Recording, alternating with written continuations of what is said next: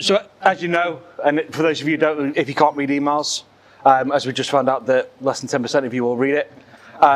Today's topic is all about the fact that paid media is getting harder, and sort of out there in the press, the theme is that paid media is less and less effective and getting to the point where it's stopping working. I luckily don't have to run media campaigns. I only have to worry about converting them. So yeah, I can be a bit more unbiased when it comes to interviewing you lot. What's that? That's why I stuck up my hair. Is that so? 3 of us aren't doing it then? I'm joking. Shit. You set me up for that one, didn't you? So we know, or we hear a lot about the fact that paid media in itself, whether it's traditional with pay-per-click on Google Shopping or Bing or Meta, whatever, is getting harder and harder. Cost per metric is up. Cost per acquisition, cost per click, any attribution that's sort of labelled to it is going up and getting more expensive. And as Connor alluded to, brands are making less and less profit. I know Alex sort of mentioned the same, that the profit margin can be as little as 20% for retailers now. And it's not just in any particular sense, it seems to be widespread. So the first thing I'd like to understand from you guys is that when we hear this sort of headline that paid media no longer works, what do you think that means? Shall I kickstart? Or? Yeah. It's actually a really interesting topic, and I was really excited to actually hear what the other guys on the panel had to say about this, because talking from my perspective of where paid media, we're really reliant on paid media. Sorry if I repeat some of my earlier points, but 85% of our gifting business a couple of years ago was driven through paid media, to where we are now as a startup drinks brand where we don't have the budget to invest, and actually you've got to look at other channels of which is going to drive awareness and sales. It's really interesting to kind of look at. In 2017 when we first started out, we were paying £1.50p to acquire a pair of socks sale. Now we're anywhere from like £8, £9, £10. And we haven't changed the price of the product at all. So the economics have completely changed. So ultimately looking, and we asked ourselves this question 2 or 3 years ago, was what would happen actually if paid media stopped working for our gift brands, and what can we do to counteract that? And there's a couple of different layers to that. The first, it's nothing new, owned audience. Everyone knows how important that is, having your own subscriber list. I touched on it earlier. We've got over 250,000 people on our subscriber list. We really made a conscious effort to, really keep those people engaged. We've gone from the 2-3% revenue, overall revenue, to 16 to 20% on the brands. And if paid media were to stop tomorrow, that's what we'd essentially have on the gifting side. The second piece we focused on, again, nothing new, content. If you're not posting consistent content, you're relying on paid, which really comes to fruition with our drinks brand. For the past 185 days, I've been posting every single day on TikTok, and I made a commitment to basically post every single day about the brand, the complexities, the challenges. And actually that is, it's no cost. It's just a time investment from my perspective. And then third is creator partnerships. Again, we're looking at it now, we're thinking, why give Meta £10 for the sale? Actually, we could give a creator 15%, and they're building trust through their audience, actually. And I think I was reading the other day as well, Unilever were moving 50% of their budgets away from traditional channels to creators. They've gone from 10,000 creators to 300,000, which just shows it's not just the small brands that are thinking like this. Actually, it's the big brands too. So from an agent's point of view, what do you think it means that when paid media stops working, Tony? They haven't got the segmentation right, maybe sometimes. I mean, if you think of it, upstream would be, you got upstream and downstream, right? Upstream would be get the segmentation right, understand the audience, and that goes into the ads as well as when we go downstream, we get them onto the site and we're converting them. So I think ultimately it kind of goes, we're kind of repeating some of what we always say. It's like understand your customers. And I think that's really relevant. So then your ads could actually work harder, but content always comes into it, and content should be in the ad strategy anyway.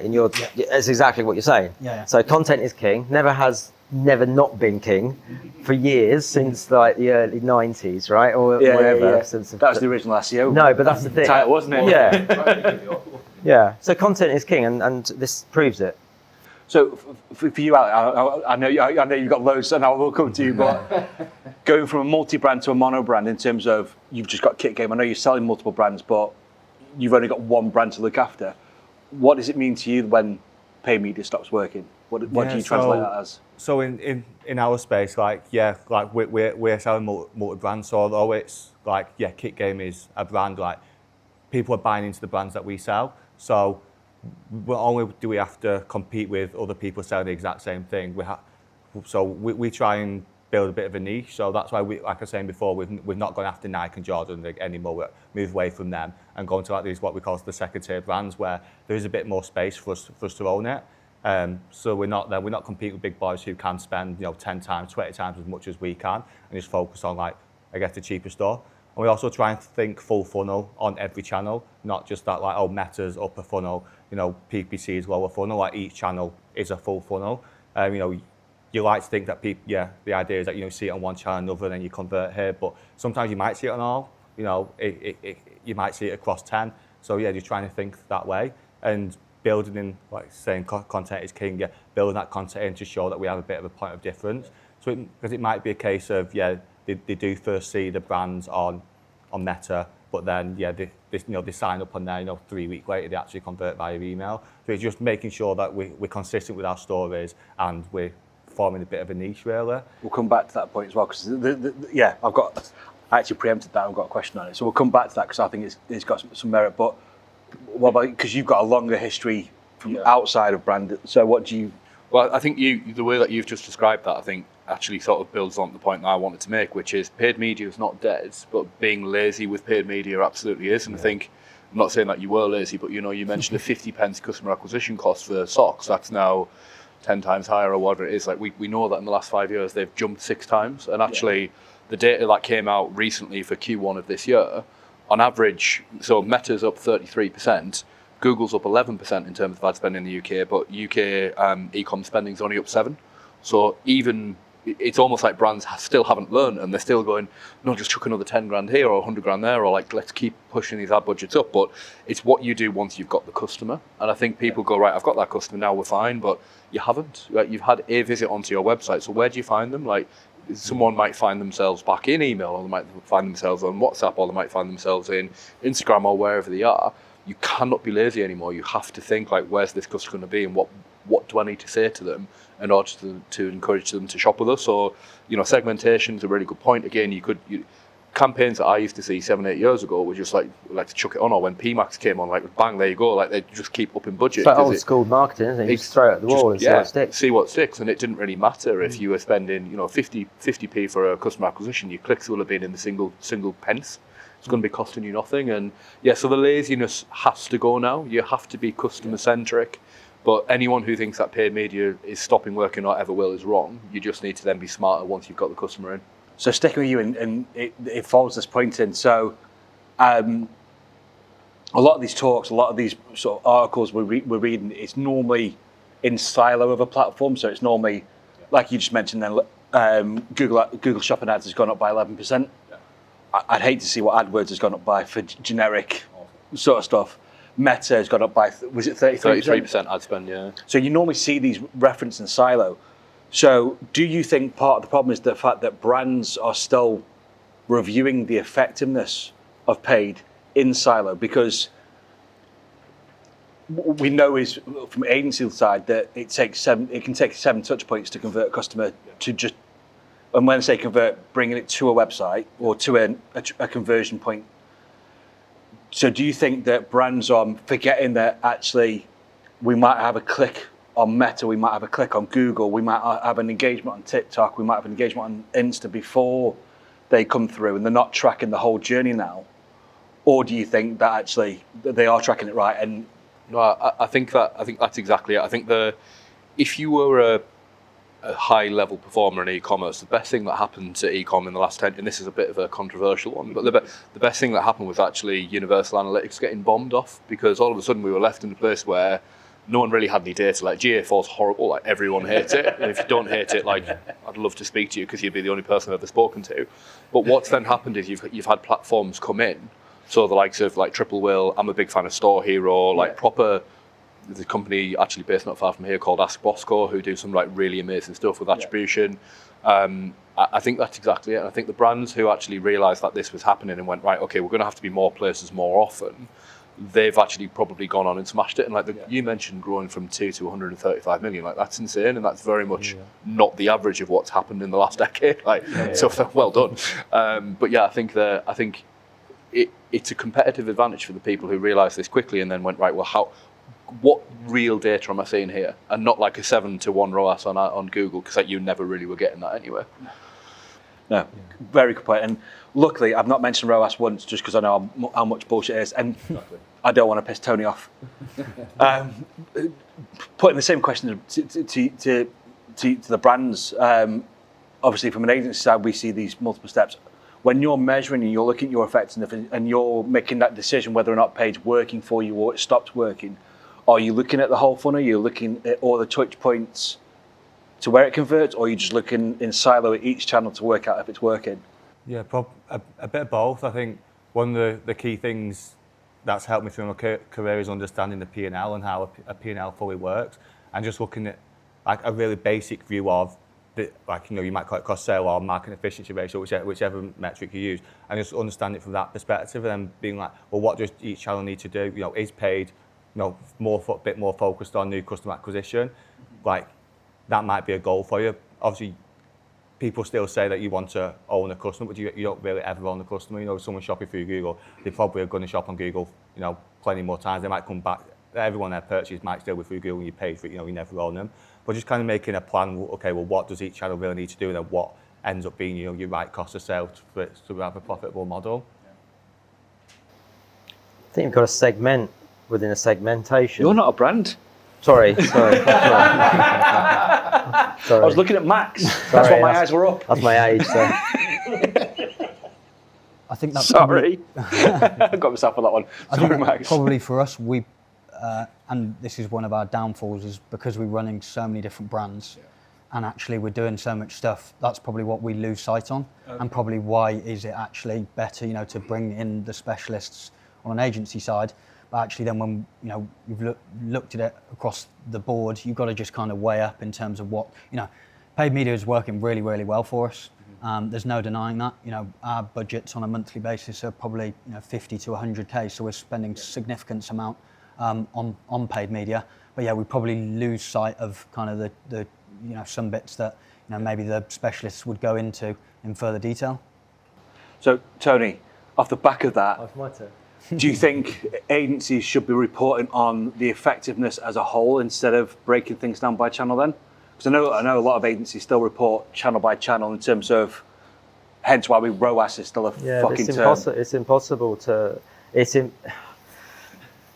7 to 10 different channels, really. You've got to be operating now. And I think that's the challenge for a brand now. And also, you can come in through paid, go out through organic, go in through organic, and go out.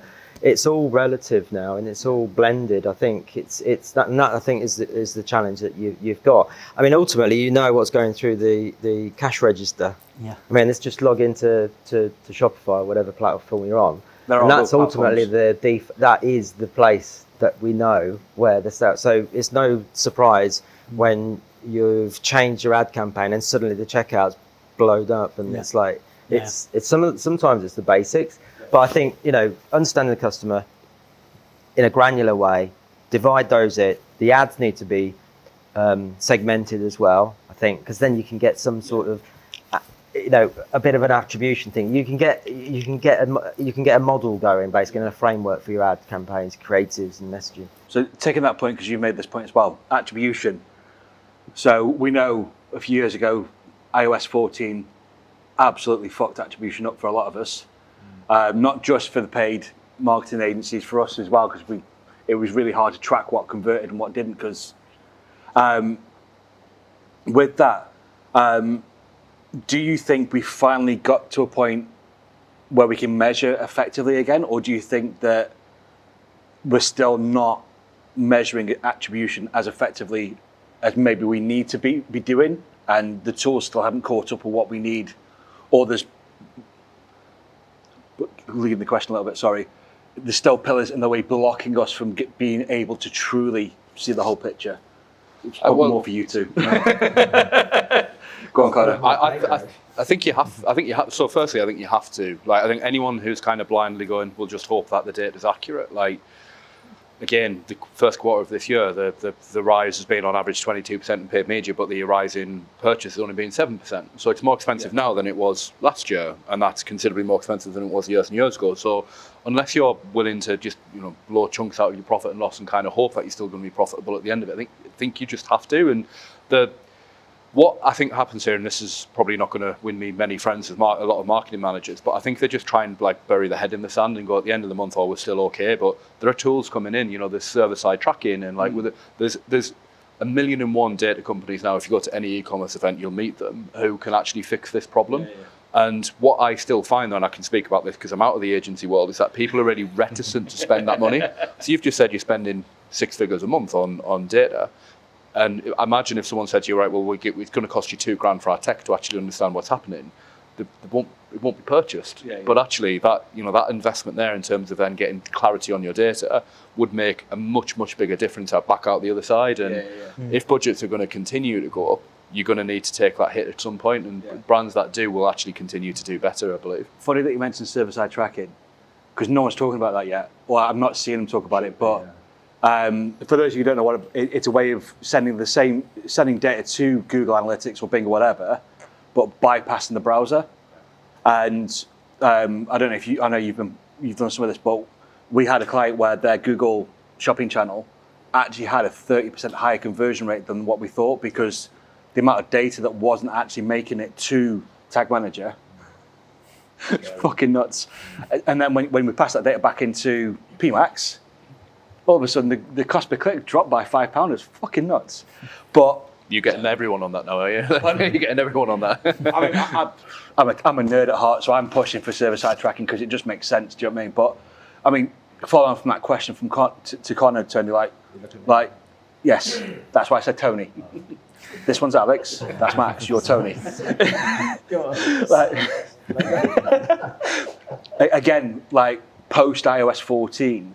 Do you agree with Connor about the attribution? Do you think that actually agencies are doing a good enough job of filling in the gaps where at attribution the moment, fails? until the tech gets, we're only as good as the tech, aren't we? Let's be honest.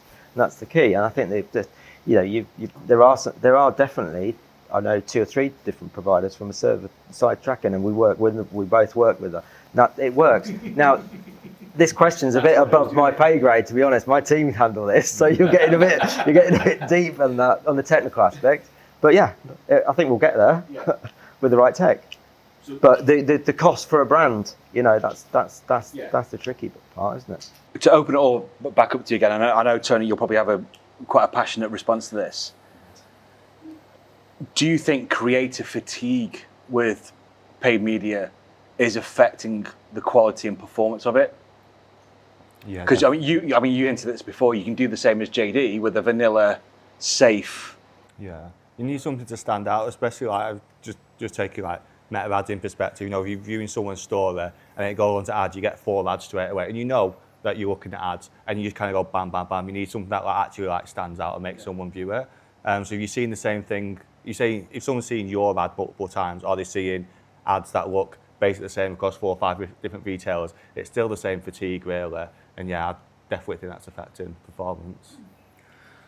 I think the beauty for us being in the personalised gift side is that the creative that we've always had has been really good, because everything, UGC does the heavy lifting. Whether it's, usually a gift gets 3 reactions, someone laughs at it, it's really memorable for someone, if someone's passed away or whatever, or someone saying, what the fuck, that's weird. Those are the 3.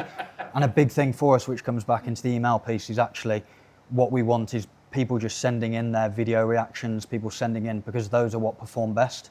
People seeing people's reactions to it. So luckily we've been in a space where actually we haven't had to do, too much on the creative side. Obviously there's a certain angle from it from different, times a year and things like that. But actually that UGC's done a lot of heavy lifting for us on the creative side. And when running 8 brands, you need that. One of my favourite stats on this is the average person in the UK now on social media scrolls 2.3 times the height of the Eiffel Tower every day. So if you were to stack your phone, that's the volume of scroll that you're going through, which is kind of mind-boggling to try and think about. It's terrifying. But then if you don't have good content, like I remember, obviously I knew you guys years ago, like you did have to do like the reaction videos are great because people are going, oh, what's that? Like what's actually happening here? And to speak to your point, different. You're just going to fly past another one of like people stood outside a train station in Birmingham or London, like wearing a pair of trainers. Like who cares anymore? So it has to be, it's easy to say, but UGC I think is more and more important now than it's ever been, and it's how one of the big challenges that when I used to work in an agency world, brands would always say is, I'm struggling to collect UGC, just because they weren't getting attention from the customers. Little pitch for GoKwik there. No, I mean I completely agree with that, and like UGC is a whole topic on its own that I feel is probably not talked about enough, probably because it's not as sexy as paid and conversion at the minute, but it will be.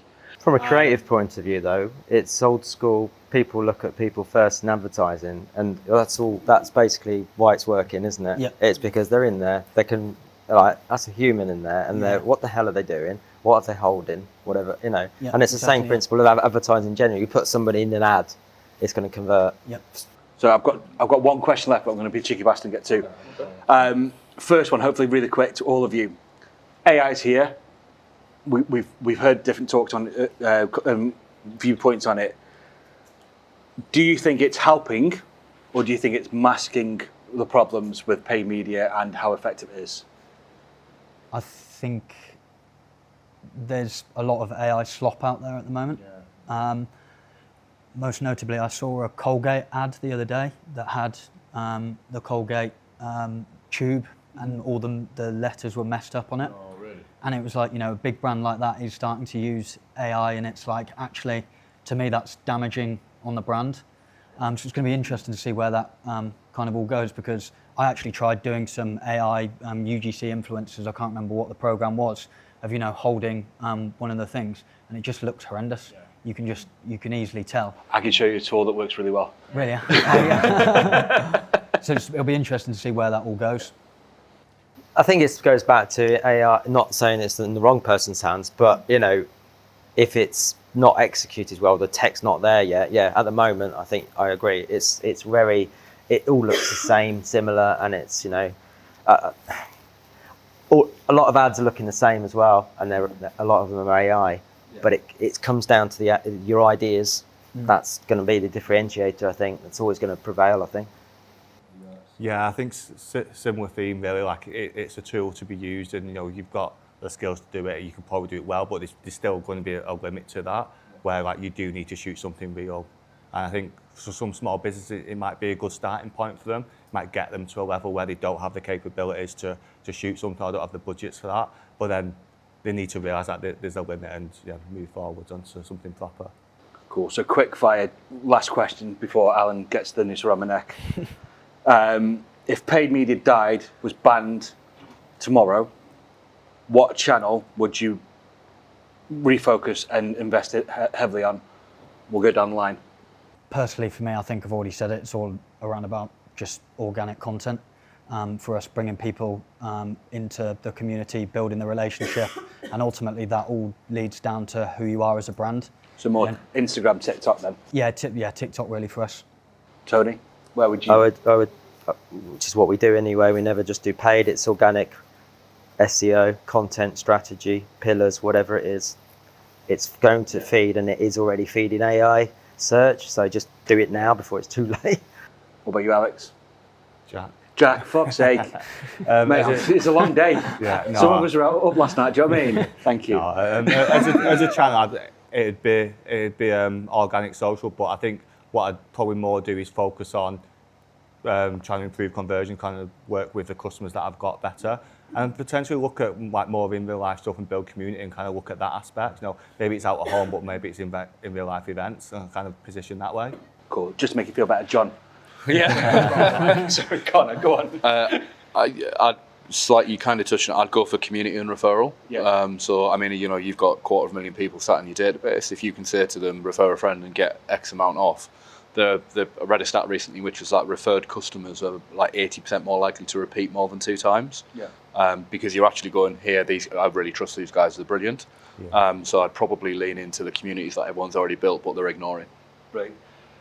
Thank you so much. Thank you for giving such different and sometimes agreeing points of view, because I think it definitely helps. But please, guys, give these guys a round of applause for being so open with us.